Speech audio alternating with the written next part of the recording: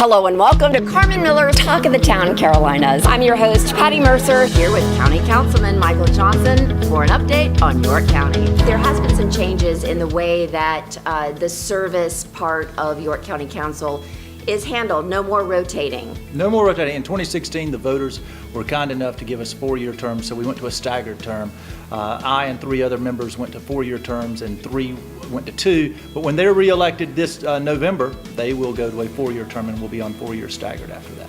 What do you expect to accomplish more effectively by having the extra time to serve together? I think one of the keys to it is better planning. If you really think about District 1, in 2004, since 2004, there have been 5 different people who have sat in the District 1 seat. When you think about that, what it really does is having 4 years gives you enough time to actually get something accomplished. So in 2017, what do you feel is your biggest accomplishment as a council? You know, I really kind of want to talk about 2 things. One, we did a lot of changes for growth. We used to have 8,000 minimum square foot lots. We've gone to 8,512,000 square foot lots. We also, you had an automatic deduction. You could go 30%. You could do a 30% reduction on that 8,000. Well, what we did is we came in and said, no, you can't. We're only going to give you a 25% reduction, but you're going to have to meet certain criteria. And one of those criteria is that it actually had to be outside of urban service boundary. Okay. And what that did is that basically pushed that if you're trying to build in an urban area, you're not going to be able to get these really, really small lot lines, which is going to be good for everybody. The idea is not to stop new homes, but the idea is to actually put less cars and less tax on our system, whether that's water, sewer, or the roads. Well, York County is one of the fastest growing counties in the nation.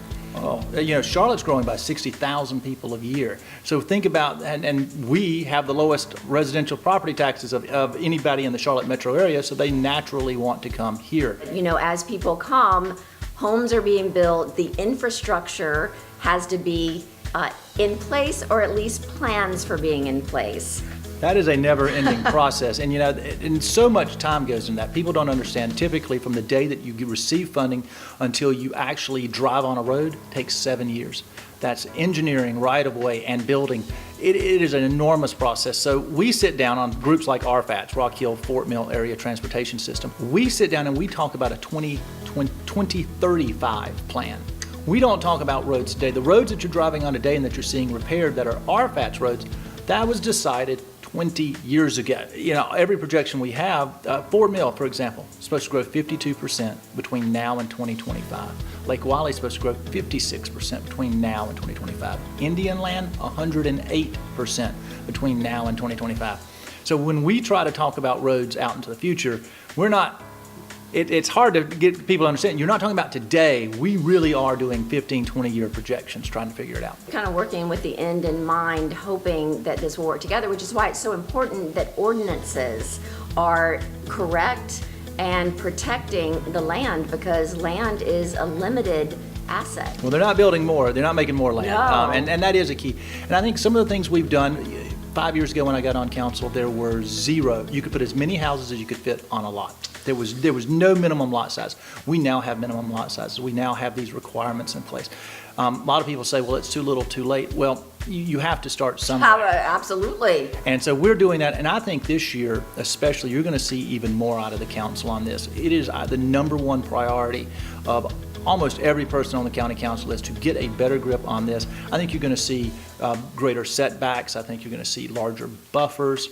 And I think we're really going to address the clear-cutting issue. When you see a neighborhood and all of a sudden there are 100 acres and every tree is gone, that creates erosion, that causes silt in our lake. Mm-hmm. These are issues, we're going to tackle that, and we're going to stop that. I really think we're going to be focused on making it where you can only cut in areas that you're going to build. You don't need to cut 100 acres to build 8 houses. Right. And then over the next 5 years, build the rest of them.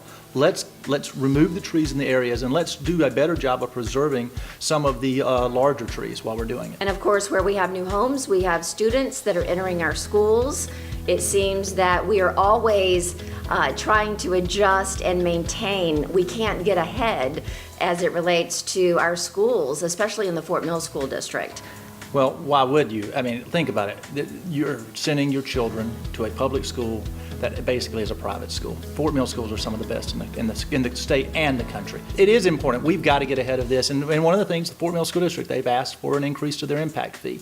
They're one of 2 districts in our state that is allowed to charge $2,500 every time a certificate of occupancy, a CO, is issued on a unit. And a unit can be an apartment, one apartment. It can be a house. It can be, it can be a commercial building.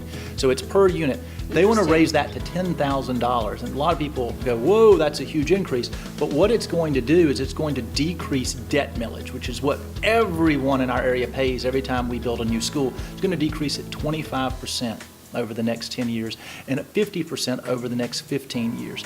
This one fee is going to make a huge difference to our tax system. And that's one of our problems in our areas, is our tax system's out of whack. We have too many houses, not enough commercial. I've been on with you for several years now and done this, and I say it every time. South Carolina has the lowest residential property taxes in America. We have the highest commercial industrial taxes in America. People wonder why we don't have commercial industrial and all we have is houses. It's because our tax system is out of whack. And yet we have a lot of mixed use opportunities as it relates to North Kingsley, renderings for what we're going to be developing on the Knight Stadium. Feel that that's the right direction? One of the things I'm excited about is when you talk to the developers of Kingsley, they talk about actually not doing any houses there. They talk about making that entirely commercial and bringing in basically Class A office space, large corporations. I had a meeting with them on Monday and the comment was, we think we could bring 20,000 jobs to the North Kingsley area over the next 8 to 10 years if we could get a handle on the infrastructure. South Carolina just passed a tax on gas, which seems to be moving in the right direction in terms of fixing our roads and our bridges. How do you feel about that? I think anything that improves our roads is a positive step. I would have liked to have seen more of it come to the counties. Right now, we're only expecting a 0.5 cent increase from the entire gas tax of 8 cents. I'd like to see more of this money trickle down to the local area. And out of that, we have to spend, I think it's 25 or 30% of that money on state roads. So we have the pot of money's not, the money's not getting that much larger, yet our burden to fix the state's roads are increasing. York County is a donor county. We actually send more money to Columbia in the form of gas tax than we receive back. That has to end.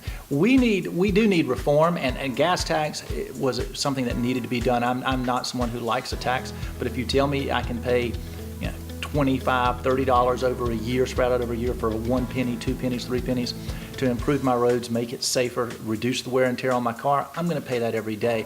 I'd just like to see more of it come down to a local level. We could do so much and repair so many more roads if we had the money.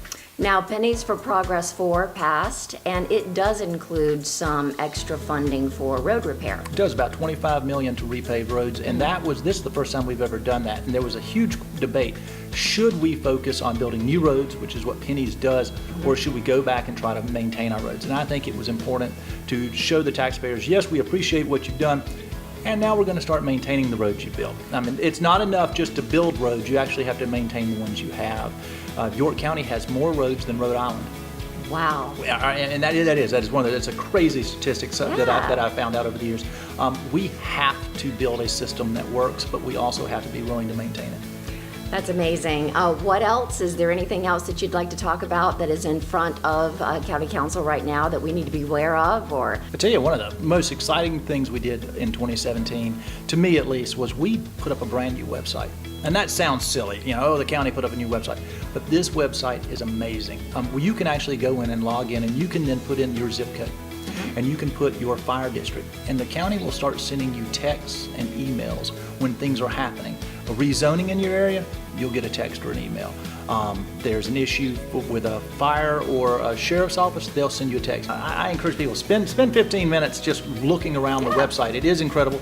And then come to breakfast with me one month, and we'll talk about it. And I tell you, it's probably the thing I enjoy the most, because it allows me to talk to people. It's not one-on-one, but it is a setting in which I can talk to people and hear their concerns and really give feedback, because it is hard to go to just meetings after meeting after meeting, and I spend a lot of time in meetings and never actually get to talk to people who are living with the consequences of my vote. So. Thank you for all that you do and for bringing it you. to us to explain between all the groups that are involved in just putting a road together. It's complicated, and I'm so happy that you're doing it so that we can just enjoy driving on a road without potholes. Well, and that is the goal. Let's do more of that. Yeah. I think the key is let's get rid of the potholes, let's expand our roads, and let's get you on 77 faster. Fantastic. Are the Panthers going to be moving to Fort Mill? I wouldn't bet on it. Well, that's it for this edition of Carmen Miller's Talk of the Town Carolinas. If you'd like to see more beautiful homes in our area, simply go to homesfortmill.com, or maybe you're thinking about buying or selling your home. Remember to call Carmen Miller. Live where you love and love where you live. Until next time, this is Patti Mercer. Bye-bye.